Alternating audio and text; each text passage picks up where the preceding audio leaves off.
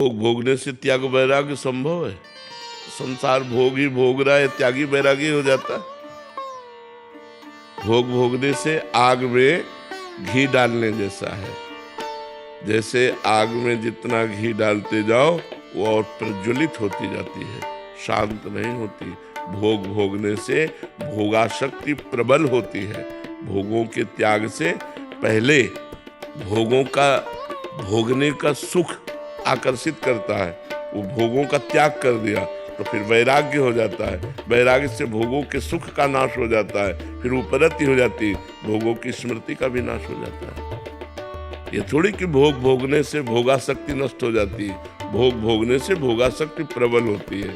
कोई एक हमें उदाहरण बताओ जो भोग से योग को प्राप्त हुआ। जब भोग भोगोगे तब उसकी आसक्ति बढ़ती चली जाएगी, और जब त्यागोगे तो जितना भोगा है उतना ही प्रबल आसक्ति का त्याग करना पड़ेगा।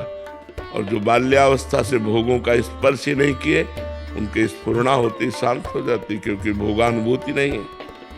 भोगों का त्याग है, जो आकर्षण है भजन के बल से नष्ट हो जाता है, वो भगवान को प्राप्त हो जाते हैं। जो गृहस्थ से निकलते हैं उनको बहुत समय लगता है और फिर लड़खड़ा कर उसी में गिर जाते हैं, क्योंकि वो आसक्ति है, उसका स्वाद लिया है, और जहां उसका संयोग आया तो उसके में फिर फिसल गया। तो इसलिए भोग करके और भोगाशक्ति प्रबल, जैसे सब गृहस्थी में ही है। अभी तो आप नए बच्चे हो, जितने गृहस्थी में सब शांताकारम होते, क्योंकि भोग ही भोग रहे। लेकिन उल्टा है, जो भोग के त्यागी है वो शांत है। त्यागात् शांतिरनंतरम, भगवान ने कहा, त्याग से, भोगों के त्याग से शांति प्राप्त होती है, भोग भोगने से थोड़ी होती है। पर भोग का त्याग करना कोई खिलवाड़ नहीं है। भोग का आकर्षण जब होता है, उसको ना भोगो तो हृदय जलता है, मन जलाता है, और उस जलन को जो सह गया वही महात्मा।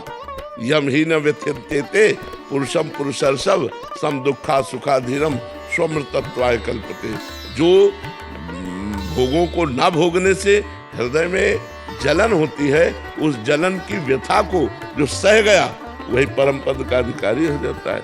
यम ही न व्यथ्यन्ते, जो व्यथित नहीं होता। यम ही न व्यथ्यन्ते ते पुरुषम पुरुषर्षभ, हे पुरुषों में श्रेष्ठ अर्जुन, जो भोगों के त्याग की व्यथा से या द्वंद्वों की व्यथा से व्यथित नहीं होता, सुख दुख को समान समझने वाला, वही महान परम पद अमृत पद का अधिकारी होता है। तो ऐसा कैसे हो सकता है? त्याग करने पर शांति मिलती, भोगने से नहीं। भोग भोगने पर शांति नहीं मिलती।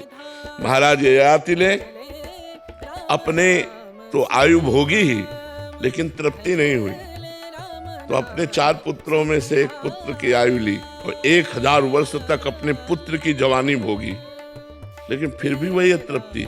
तब उन्होंने लिखा, महाराज ययाति ने, कि एक पुरुष को विश्व की समस्त स्त्रियां, समस्त जौ धान्य भोग दे दिए जाए तो भी वो तृप्त नहीं हो सकता, तो भी वो तृप्त नहीं हो सकता। आखिरकार त्याग ही किया, अपने पुत्र की अवस्था वापस कर दी और आप अपनी वृद्धावस्था स्वीकार कर ली। भोगों को जबरदस्ती त्याग किया जाता है, कभी तृप्त होकर कोई नहीं छोड़ पाया कि अब बस थोड़ी देर के लिए तृप्ति का अनुभव होगा, फिर थोड़ी देर बाद वही लालसा, अब ऐसे भोगेंगे, अब ऐसे भोगेंगे, अब ऐसे भोगेंगे।